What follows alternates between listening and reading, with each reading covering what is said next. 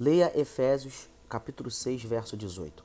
Com toda oração e súplica, orando em todo tempo no Espírito e para isto vigiando com toda perseverança e súplica por todos os santos. Que tal nos matricularmos na escola da oração?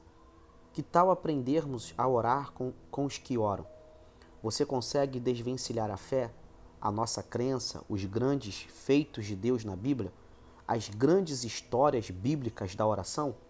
Simplesmente não há um só grande fato de Deus com o homem, sem que esse fato esteja ligado completamente à oração. Nosso próprio Senhor, o Deus que se fez carne, ensina-nos a orar. E ele fez isso, ensinando pelo exemplo. Jesus não apenas falou de oração, ele orou. Seu exemplo de homem de oração é o nosso maior exemplo de que oração é para todos, absolutamente todos. Não importa se você realmente acha que a oração é importante ou tanto que se fale de oração, temos que orar. Hoje existem livros, equipes, congressos e tudo mais sobre oração, mas não oramos. O discurso é elevado e eloquente sobre fervor e oração, mas praticamente não existem reuniões de oração nas igrejas.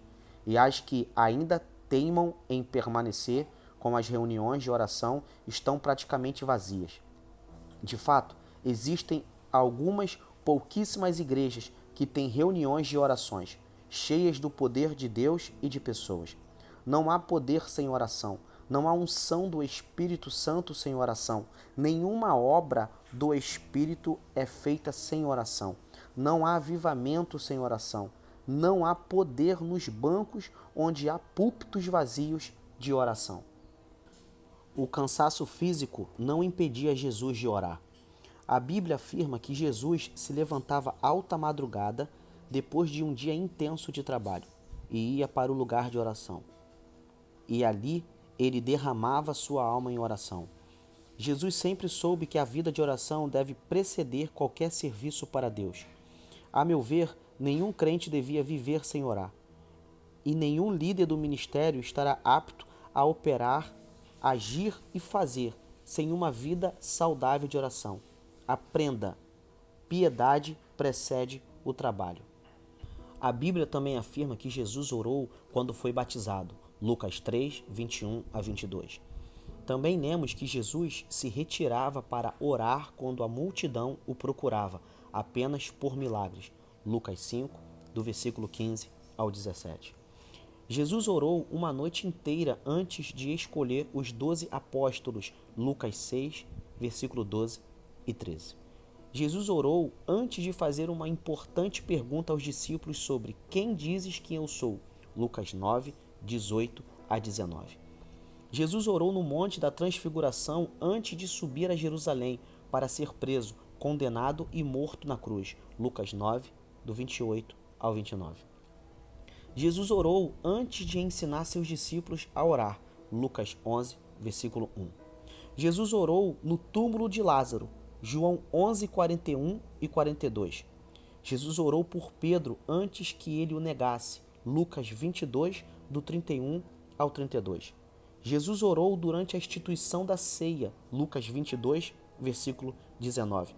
Jesus orou no Getsêmani, na hora mais decisiva da história, Lucas 22, versículo 40 ao 44. Jesus orou na cruz, Lucas 23, versículo 34. Para Jesus, oração era prioridade. Jesus buscava muito mais intimidade com o Pai do que desempenho perante homens. Jesus amava o povo, mas sempre priorizava seu tempo com o Pai. O evangelista Marcos registra 3 momentos quando Jesus preferiu o refúgio por meio da oração. Número 1. Depois de seu bem-sucedido ministério de cura em Cafarnaum, quando a multidão o procurava apenas por causa dos milagres. Marcos 1, versículo 35 a 37. Número 2. Depois da multiplicação dos pães e peixes, quando a multidão queria fazê-lo rei. Marcos 6, versículo 46. Número 3. No Getsêmani, antes da sua prisão. Jesus era um homem de oração e não abandonava isso por nada. Devemos entender que a oração exige disciplina, regularidade, insistência e rotina. No seu tempo com Deus, sempre irá existir rotina. A rotina é imprescindível. Para tudo necessitamos de rotina. E a oração exige que você requeira isso de sua carne. Isso nunca irá mudar. Nunca haverá um tempo que realmente se diga: como tenho um prazer enorme por orar sempre. Só tenho prazer. Jesus deixou claro: o espírito realmente está sempre pronto. Ele realmente sente esse prazer. Ele realmente busca esse tempo de oração e sente prazer no Senhor, mas a carne sempre será fraca. Ouço alguns dizendo: não consigo sentir prazer ou presença de Deus enquanto oro. Então faço algumas perguntas. Por quanto tempo você costuma orar? Eles costumam me dizer: vai de 10 a 15 minutos. Isso mesmo, os que oram essa média, de 10 a 15 minutos. Posso lhe afirmar, normalmente esse tempo nem dá para calar sua carne, pois os primeiros 30 minutos só servem para calar, matar e mortificá-la. Pode ser que, para aqueles que já se acostumaram a orar, ultrapasse esse período de batalha contra a carne, logo no início de seu tempo com Deus. Mas normalmente, nos 30 minutos, quase nunca sentimos nada ao orar. Não sentimos nada, só cansaço e enfado. Por isso é que você precisa continuar insistindo. Insista. Você ficará calado, sumirão as palavras, mas fique ali. Logo, em alguns minutos, elas voltam. Brevemente, você romperá as auroras do tempo. Logo os portais da carne serão rompidos e então vencerá. Compreenda isso. Insista na oração diária. Insista com a sua carne, mesmo que sumam as palavras. Fique ali, subjugando sua carne. Fique em silêncio, fique de joelhos, mas fique. Garanto-lhe, as palavras vão voltando. Por anos, luto pela minha vida de oração. Oro ao Espírito Santo para orar sempre. A necessidade dos homens de oração. O grande clamor de nossos dias é por homens e mulheres como Jesus, de profundo estudo da palavra e de oração. A Igreja do Senhor, hoje em dia, precisa de homens de oração que executem suas tarefas solenes e urgentes de enfrentar os dilemas das pessoas por meio da oração. A maior necessidade da Igreja hoje é de homens de oração. Os homens de oração são os únicos com os quais o Espírito Santo pode contar. Repetindo o que Leonard Ravenhill nos disse, nunca ouça homens que não ouvem a Deus. Os homens espirituais são os homens de oração.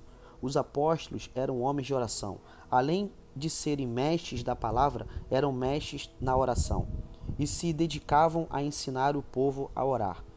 Esse sempre foi o grande segredo dos homens de Deus do passado. Eram homens e mulheres de oração. A marca mais profunda da Igreja Apostólica está em que ela ensinava nossos irmãos a orar, incansavelmente, sem esmorecer. Entenda, meu amado irmão, ninguém finge que ora e ninguém finge que é de oração. A vida de oração sempre será refletida nos olhos e atitudes de quem ora. Homens espirituais geram uma mentalidade espiritual nas pessoas e os homens carnais geram mentalidades carnais nas pessoas. Vá por mim, homens carnais não conseguem prosseguir como sendo espirituais. Por mais que pareçam, por mais que tenham cara de piedade, por outro lado, a existência de oração na vida de um homem e mulher de Deus é reconhecida e constatada em seus olhos e em sua vida. Homens e mulheres de Deus de oração têm olhos molhados, não têm olhos fundos. Iremos aprender, lendo este livro, que não é difícil saber quais são os homens e mulheres de Deus de oração. As atitudes de quem ora são completamente diferentes das atitudes de quem não ora.